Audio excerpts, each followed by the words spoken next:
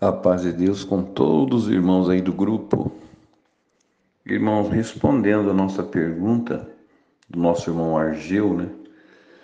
Ele perguntou no grupo qual foi o orgulho de Ezequias, né?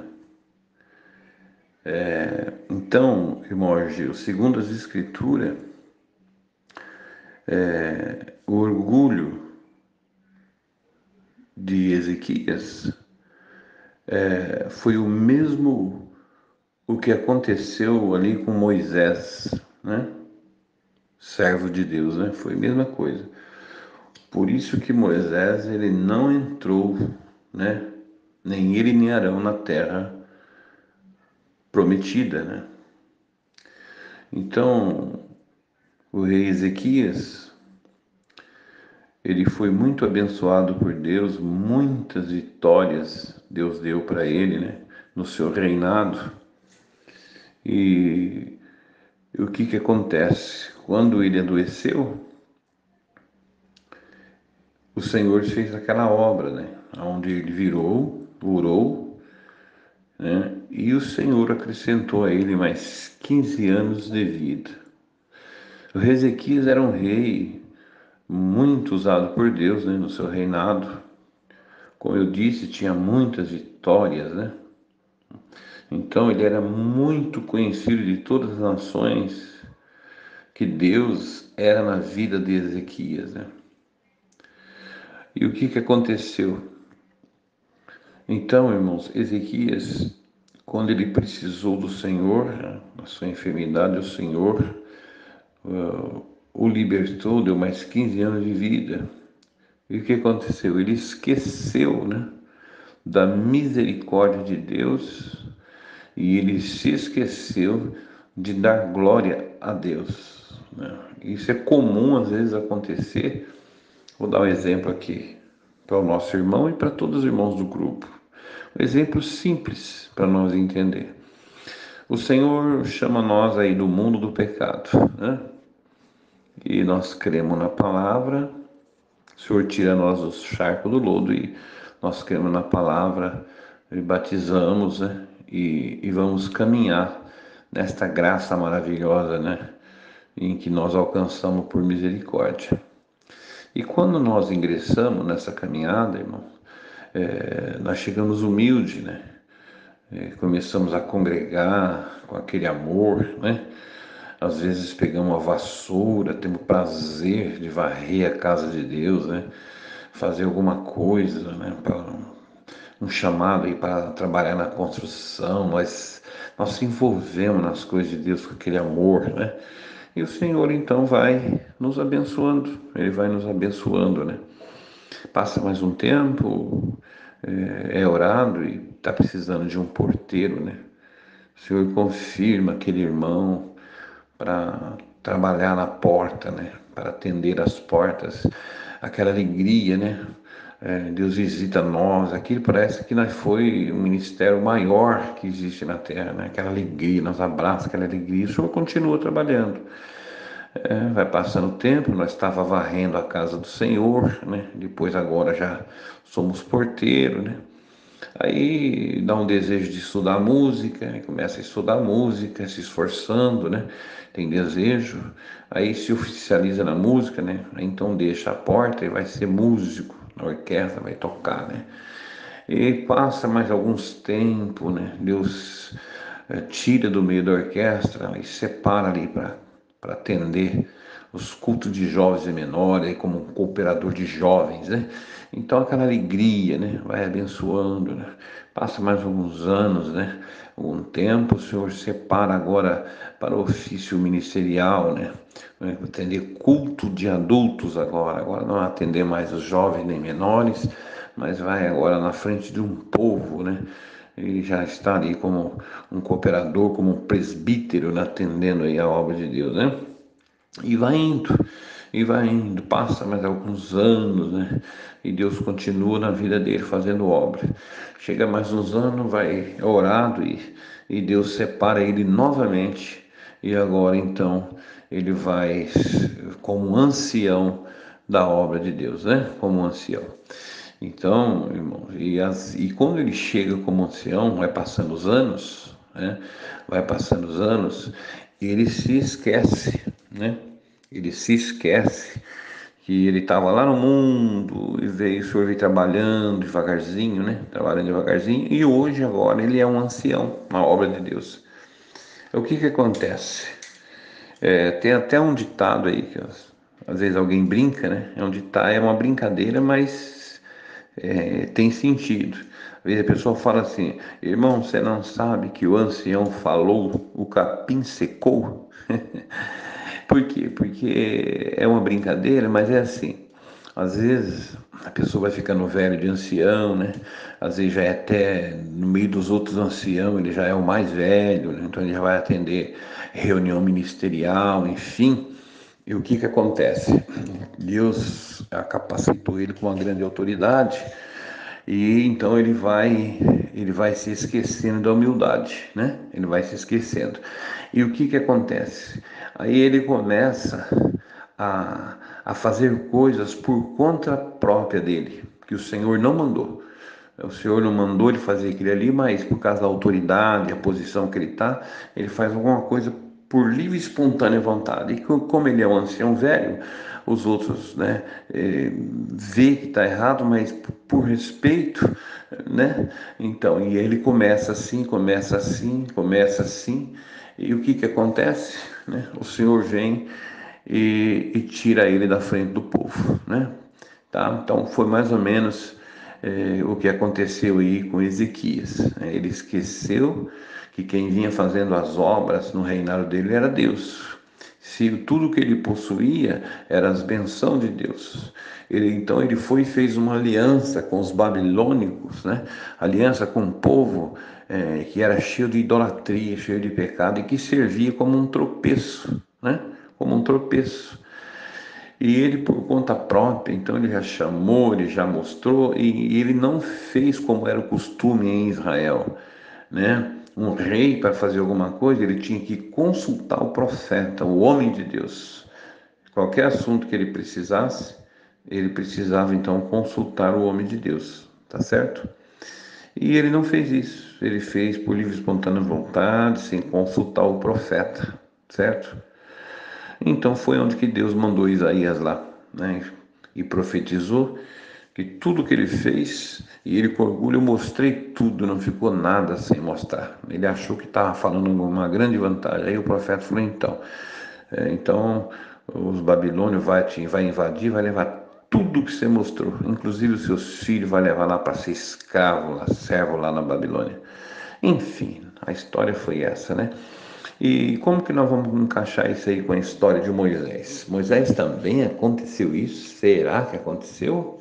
Aconteceu, irmãos. Nós vamos ver. Foi muito boa essa pergunta do Morgel, porque isso aí é um exemplo exatamente para aqueles que estão no ministério, que Deus separou. Mas aqui era um rei, ele estava na frente do povo, né? E hoje não é rei, mas é ministério, também está na frente do povo, né? Então, foi ótima essa pergunta, foi maravilhosa mesmo, certo? Então, agora nós vamos ver o exemplo aqui com Moisés, né? O servo, o grande homem de Deus que falou face a face com Deus. Vamos ver aqui, ó. Êxodo 17, capítulo 1 diz assim, ó: partiu toda a congregação dos filhos de Israel no deserto de Sim. Então, os irmãos, prestem atenção nessa palavra, deserto de Sim, com S, pela sua jornada, segundo o mandamento do Senhor, e eles acamparam em Refidim. Irmãos, prestem atenção, né? Deserto de Sim, e eles acamparam em Refidim. E não havia ali água para o povo beber. Então o povo contendeu com Moisés, dizendo: dá-nos águas para beber. Respondeu-lhes Moisés: por que contendais comigo? Por que tentais o Senhor? Pelo que Moisés, clamando ao Senhor, disse: que hei de fazer a este povo? Daqui a pouco este povo me apedrejará. Então disse o Senhor a Moisés: passa, os irmãos prestem atenção à forma que Deus está mandando para nós entender, tá? A ordem de Deus. Então disse o Senhor a Moisés: passa adiante do povo, leva contigo alguns dos anciãos de Israel, toma mão a tua vara com que feriste o rio e vai-te. Eis que eu estarei ali diante de ti presta atenção nessa palavra, Deus estará ali sobre é em cima, na palavra sob é embaixo, né, com beludo, e sobre é em cima, né? E eu estarei ali diante de ti sobre a rocha, sobre a presença de Deus estaria sobre a pedra, sobre a rocha, em Horebe. E tu ferirás a rocha, e dela sairá água para o povo, para que o povo possa beber. Assim, pois, Moisés, né, fez nas vistas dos anciãos de Israel, e deu ao lugar o nome de Massá, né, por causa da contenda dos filhos de Israel, e porque tentaram o Senhor, dizendo, está o Senhor no meio de nós ou não? Então, irmão, deu o nome de Meribá, né, de Massá, ou Meribá, que essa palavra significa contenda, né? Certo, irmãos? Preste atenção que eu acredito que são pouquíssimos irmãos que sabem que teve 2 milagres da rocha no deserto. Eu tenho quase que certeza que são poucos irmãos que sabem que teve 2 milagres da rocha no deserto. Às vezes a pessoa pensa que é um milagre só. Não, esse foi o primeiro. E esse Deus mandou Moisés ferir a rocha, e a rocha era uma pedra. E Deus, a sua presença estava sobre a rocha. Por isso que ele mandou ferir, era pedra mesmo, certo? Então guarde bem isso. Bom, agora nós vamos para o segundo milagre. Números capítulo 20, verso 1 em diante. No primeiro mês, todo o povo de Israel foram para o deserto de Zim. Então vamos ver que aqui é com Z, é Zim, é um outro. Foi mais dias lá na frente, aconteceu de novo, o deserto é outro, não é Sim, é Zim, e acampou em Cádiz, né? E lembra que o outro lá não era em Cádiz, né? Lembra que o outro deserto que ele parou era Refidim, né? Refidim. Era Sim em Refidim, e esse não. Esse deserto era Zim e eles acampou em Cádiz, né? Inclusive ali está escrito aqui, Miriam morreu e foi sepultada. Então você vê que é lá na frente, é outro milagre. Miriam lá morreu. No primeiro não, Miriam estava viva. Naquele lugar também repetiu igual atrás, não havia água, por isso o povo se reuniu e começou a reclamar contra Moisés e Arão. Então Moisés e Arão saíram dali, aqui já foi de forma diferente o que eles fizeram. Então Moisés e Arão saíram dali, onde o povo estava, foram para a porta da tenda sagrada, se ajoelharam, acostaram o rosto no chão e a glória do Senhor apareceu. E o Senhor disse a Moisés: olha, tá vendo, irmão? Aqui é outro milagre, e olha a ordem como vai mudar. Pegue o bastão ou a vara que está em frente da arca da aliança, e depois você e Arão reúnam o povo na frente de todos eles, né? E na frente de todos eles, deem ordem, falai, conversai com a rocha, deem ordem à rocha, conversa com a rocha, né? E dela sairá água. Assim vocês tirarão a água da rocha e darão de beber ao povo e também aos animais. Bom, então vamos ver como é que Moisés fez. É o que eu estou falando para os irmãos. Isso aqui é um exemplo bom para nós aprender quando você vai ficando velho de ministério. Aquilo que eu falei, começa varrendo a casa, porteiro, músico, operador de jovem, cooperador, agora é ancião, velho, já tem reunião agora. Aí, irmão, precisa tomar cuidado, porque não é como empresa, né, que você vai tendo tempo de empresa. Eu tenho tempo de empresa, né? Não, na obra de Deus não. É aquilo que João Batista disse: cada vez se ser mais humilde. É necessário que eu diminua para que Deus cresça. Tá? Moisés e Ezequias não. Ele foi invertido. Tá? Eles foram, lá na frente eles cresceu. Quando a gente cresceu, o Senhor passa a régua, entendeu? Não pode crescer. Não pode, tem que diminuir. Crescer não, tem que crescer para baixo, assim, ó, é invertido, é diminuindo. Então o que que acontece? Moisés e Arão, vamos ver como é que eles fizeram aqui o mandato de Deus. Vamos ver se eles fizeram igual. Moisés e Arão reuniram o povo em frente da rocha. E Moisés aqui vai dar um sermão, tá vendo? Por conta própria, né? Isso aqui é o que acontece, às vezes, com o ministério que vai ficando velho, né? Por tempo de ministério, ele começa a pôr alguma coisa por ele, por conta própria, começa a falar por pregar uma coisa, ou ensinar um povo, ou falar uma coisa por ele, por conta própria, por sua experiência de ministério. E aí que está o problema. E Moisés fez isso. Ó. E Moisés disse, fez esse discurso por conta. Ele disse no discurso assim: agora escutem, gente rebelde. Será que vamos te fazer sair água desta rocha para vocês? Moisés então levantou a sua mão, bateu na rocha 2 vezes com a vara e saiu muita água, e o povo e os animais beberam, tá? Porque Deus tem compromisso com o povo, ainda que o ministério velho erra, está fazendo coisa dele da carne, mas como Deus tem um compromisso com o povo, Deus vai abençoando o povo. Porém, Deus chama aquele que tem um compromisso, que está na frente do povo, e cobra da cabeça dele, e cobra caro. Foi o que aconteceu com Moisés. Então Deus matou a sede do povo, dos animais, e aqui diz aqui no verso 12: porém o Senhor disse a Moisés e a Arão: vocês não tiveram fé, não fizeram o que eu mandei, eu não mandei fazer isso, é? Vocês não tiveram fé, vocês não fizeram o que eu vos mandei, né? É? Para que o povo reconhecesse o meu santo poder, né? Era para vocês conversar. Eu mandei vocês falar com a pedra, com a rocha, né? Rocha, né? Ou pedra, ou rochedo, em nome do Senhor dos Exércitos. Verta de si agora a água, para que esse povo possa saber que existe Deus em Israel. Era para eles terem falado mais ou menos assim, conversado. Você não tinha que pegar vara, não tinha que dar sermão, não tinha que fazer nada. Certo? Então é isso que Deus está cobrando, tá?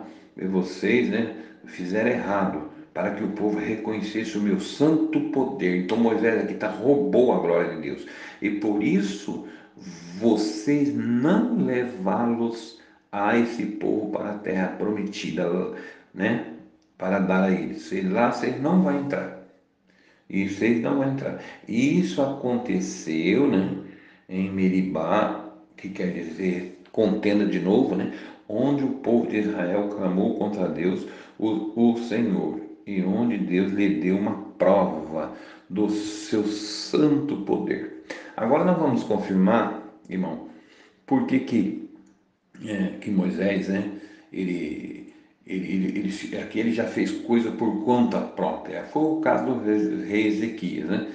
E aí nós vamos aqui, para nós finalizar, o que Paulo diz aqui em 1 Coríntios capítulo 10 e verso 1. Olha para vamos ver como que vai confirmar. Irmãos, eu quero que vocês lembrem do que aconteceu com os nossos antepassados que seguiam a Moisés. Todos foram protegidos pela nuvem e passaram pelo Mar Vermelho, como seguidores de Moisés. Eles foram batizados na nuvem e no mar. Todos comeram da mesma comida espiritual, beberam da mesma bebida espiritual, pois eles bebiam daquela rocha espiritual que ia com eles. E a rocha, quem que era? Cristo. A rocha era Cristo. Mas Deus não ficou contente com a maioria deles, e por isso eles morreram e os seus corpos foram espalhados no deserto. Tudo isso aconteceu a fim de nos servir de exemplo para nós agora. Não queremos coisas más como eles quiseram, não fazemos coisas más como eles fizeram, né? Nem adoramos ídolos como algum deles adoraram. Como diz a Escritura Sagrada, o povo sentou-se a comer e beber, levantou para se divertir.